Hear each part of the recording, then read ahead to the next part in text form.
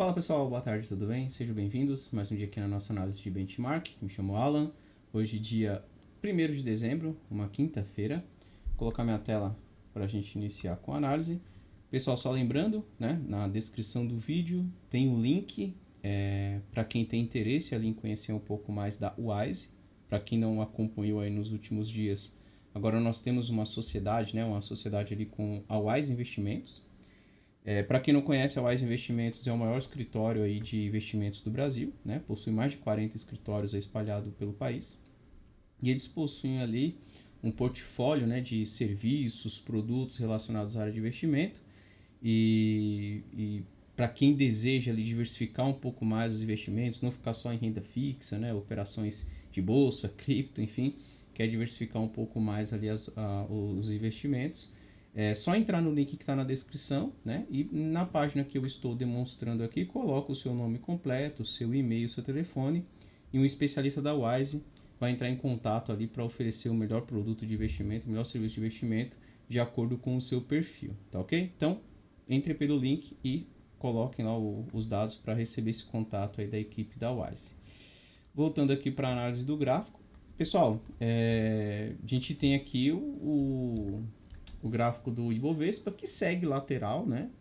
Ontem a gente comentou ali pelo gráfico de 120 minutos que ele estava na região de topinhos anteriores e já dá para perceber que ele está falhando ali, tá? Ele bateu cabeça mais uma vez na região de 112, né? Tá bem lateral esse gráfico aí do Ibovespa. Fica atento, né? Porque se ele começar a perder essa mínima 17, aqui ele pode voltar tudo de novo aqui para testar mais uma vez essa região de 106, né? E aí tem que ver se ele vai segurar mais uma vez nessa faixa verde ou se ele vem para perder. Lembrando que se ele perder essa região de 106, ele tem alvos mais para baixo, né? 100 mil, que seria uma próxima linha vermelha. Tem alvos até nos 95, 96 mil, tá? E isso se ele perder a faixa verde. Agora, supondo que ele não venha perder essa região, né? Que ele já comece a segurar e rompa essa região de topinhos anteriores que ele está deixando aí. Então, se ele começa a fazer algo parecido com isso, vem para testar a região de 114, rompendo 114, possibilidade de voltar lá para a região de 117, 118 mil, né? Voltar naquela faixa vermelha lá pelo gráfico de 120 minutos, tá? Então, quando eu coloco o gráfico diário, né? Dá para perceber aqui, eu só vou dar uma limpada nesses desenhos para ficar aqui um pouco mais claro. Dá para perceber aqui a consolidação, né? Nessa faixinha verde, tá? Que é aquela região dos 106 mil, e a região de resistência nessa faixa aí de 118, 119 mil, que é o ponto ali onde o Ibovespa tem falhado, né? Então dá para ver que está bem lateral. Vamos ver se o Ibov perde essa região de fundo e tenta buscar o próximo alvo, que seria aqui na região dos 100 mil, ou se ele vai se manter dentro dessa região de consolidação e buscar de novo aquela região dos 118 mil, tá? Então acompanhar aqui como que vai ali se comportar nos próximos dias, tá ok? Por enquanto segue lateral, não tem muita coisa que falar. Acho que a ideia é acompanhar aí os próximos dias e ver o que o Ibov faz. Gráfico do dólar, WDO FUT. Bem, o dólar, pelo gráfico de 120 minutos, ele chegou lá na linha azul, né? A gente tinha comentado que se ele perdesse aqui essa região dos 340, né? Perdesse essa região de fundinhos anteriores, que ele poderia voltar aqui na região dos 240, e foi onde ele chegou, tá? Que é a linha azul, né? Fechou esse gap aqui que ele tinha também. Mas, repare que ele acabou montando aqui, né, um padrãozinho com fundo menor que o anterior, tá? Então, ficar de olho porque ele ainda pode sim continuar nesse movimento de queda, né? E, quem sabe, voltar para testar mais uma vez essa região dos 5.100, né? 5.090, tá? Então, dólar, apesar de ter chegado nessa região de suporte, né? Como ele acabou de fazer um novo fundo, ficar de olho porque acredito que ele faça um repique e depois venha para testar esse fundo novamente. Perdendo o fundo, 5.100 e 5.090 seria o próximo alvo aqui, que é o teste da faixa verde, né? O teste de fundos anteriores aí do gráfico do dólar, tá? Então, vamos acompanhando para ver se ele vai continuar nesse movimento de queda, mas mesmo que eu entenda que o próximo alvo esteja aqui embaixo, eu ainda entendo que no curtíssimo prazo ele faz um repique, tá, pessoal? Não acredito que ele vá direto, né? Até porque aqui é uma região que tem bastante suporte, né? Tem uma linha vermelha 305, tem um suporte pela mínima 305, então ele pode sim naturalmente fazer um movimento de repique, mas depois vem para testar. E aí no teste do fundo que eu vou ficar de olho para ver se ele vem perdendo aqui e manda lá na região dos 5.100, tá ok? Então dólar por enquanto para baixo, vamos ver se ele continua aí nos próximos dias. Dá uma olhada no S&P 500. Pessoal, o S&P 500 chegou lá no topo daquele canal, né, que a gente desenhou desde janeiro, né? Então, se a gente traçar uma linha aqui dos topos desde janeiro, o S&P 500 chegou aqui, tá? É justamente aquela região dos 4.100, né? Que eu já havia comentado. Não chegou a tocar os 4.100, mas é justamente essa região desse topinho aqui de setembro, tá? Então, ele já está nessa região aqui. Ficar de olho, né? Eu já tenho chamado a atenção que quando ele chegasse nesta região era um ponto importante aí. Eu entendo que, assim, dificilmente eu acredito que ele vá romper direto. Pode acontecer? Pode, mas por aqui eu já começo a ver que ele tende a ter um pouco mais de dificuldade, tá? Então, é claro que a gente tem que esperar o preço demonstrar ali pra gente o que vai fazer. Por enquanto, ainda é para cima, né? Se ele está acima dessa linha de tendência aí, desde que ele encontrou esse fundo em outubro e não perdeu. Ele fez uma bela reação ontem, né? Tava testando essa linha de tendência. Eu chamei a atenção de vocês ali por conta do pronunciamento do presidente do Fed, né?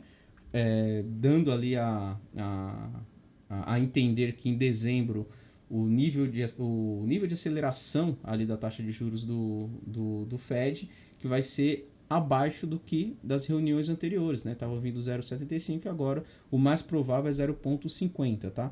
Então o mercado deu uma animada. Só que conforme eu falei ontem também, isso já é público, né? Isso já vem sendo comentado há bastante tempo, já tinha vazado inclusive na imprensa lá nos Estados Unidos.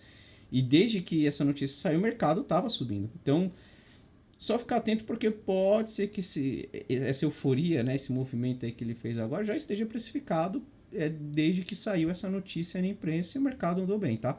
Neste ponto aqui, eu considero um ponto de resistência. Então, mesmo que a notícia ali tenha, o mercado tenha gostado, tenha feito esse movimento de alta forte ontem, mesmo assim eu ainda não entendo que o mercado vai deslanchar.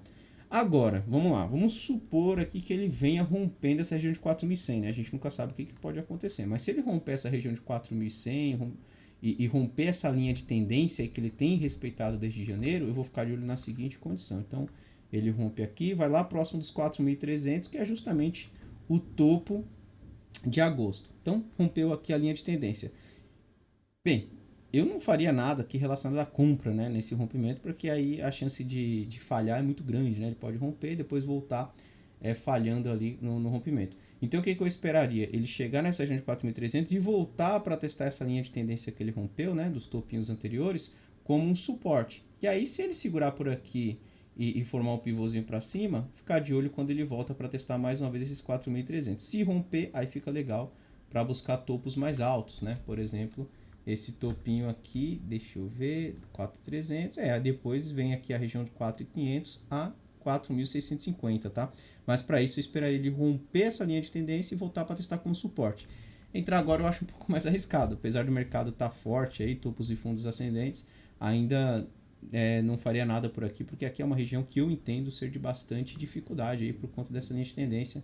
Acredito que nos próximos dias o S&P 500 pode ter uma certa dificuldade e iniciar um movimento ali de correção, né? Acho que seria natural ele corrigir um pouquinho mais, né? E quando voltar para a região de suporte, a gente acompanha novamente para ver como ele vai se comportar, tá ok? Então, ficar de olho no S&P 500 já numa região importante aí. Vamos acompanhar nos próximos dias para ver como ele vai se comportar. Vamos dar uma olhada nas criptos, né? Bitcoin, BTC USD.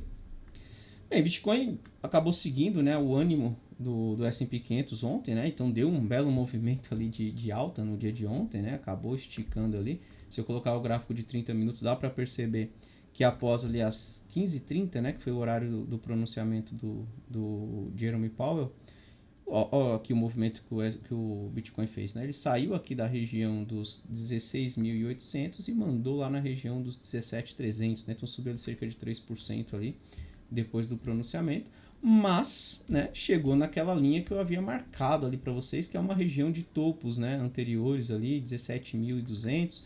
Então já começou a sentir neste ponto, tá? E outra coisa que eu estava observando aqui quando eu coloco o gráfico de 2 horas é que o Bitcoin está ameaçando perder uma linhazinha de tendência desta última pernada, tá? Então, se você considerar que isso aqui é uma pernada de alta, né? Então ele fez 1, 2 e um terceiro movimento, né? Então aqui seria uma onda 3 para cima. Em primeiro lugar, ele já chegou no alvo aí, tá, pessoal? Se eu pegar minha ferramenta de projeção, se eu não me engano, ele chegou ali na região de 100%, né? Então, deixa eu pegar aqui a projeção. Exatamente, ele chegou no 100% da projeção, tá? Então chegou no alvo. É uma região de topos anteriores, né? Conforme a gente já havia traçado essa linha horizontal. Então, região importante ali. E se eu traçar uma linha entre os fundos, né, só dessa última pernada, repara que ele já está começando a fechar abaixo dessa linha. É claro que aqui é muito cedo afirmar que ele vai despencar, que ele volta para testar de novo essa região dos 16 mil. Ainda acredito que ele faça isso, ó.